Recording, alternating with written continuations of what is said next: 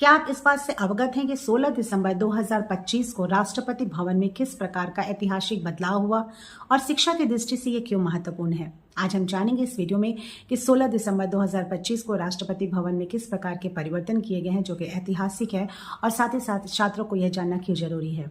16 दिसंबर विजय दिवस के रूप में मनाया जाता है और इसी दिन 2025 को राष्ट्रपति द्रौपदी मुर्मू ने राष्ट्रपति भवन में परमवीर दीर्घा नामक एक गैलरी का उद्घाटन किया।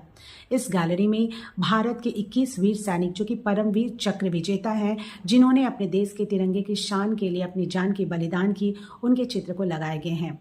पहले यहाँ ब्रिटिश काल के अफसरों के चित्र प्रस्तुत किए हुए थे, लेकिन अब उनके स्थान पे भारतीय वीर सैनिकों को सम्मान दिया गया है। यह केवल सजावट का नहीं बल्कि हमारी सोच और मूल्यों में बदलाव है। साथ ही साथ ये बताता है कि औपनिवेशिक प्रतीकों को हटाकर हमने किस प्रकार से भी भारतीय वीर सैनिकों को सम्मान दिया है।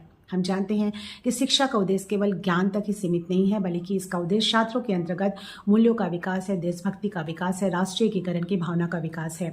NEP 2020 national pride, constitutional values और सिटीजनशिप को सपोर्ट करता है और इस दृष्टि से यह जो परिवर्तन है छात्रों को एक उदाहरण प्रस्तुत करता है कि किस प्रकार हमारे देश के वीर सैनिकों ने जिस प्रकार से देश के लिए बलिदान दिया, ये हमारे रियल मॉडल्स हैं।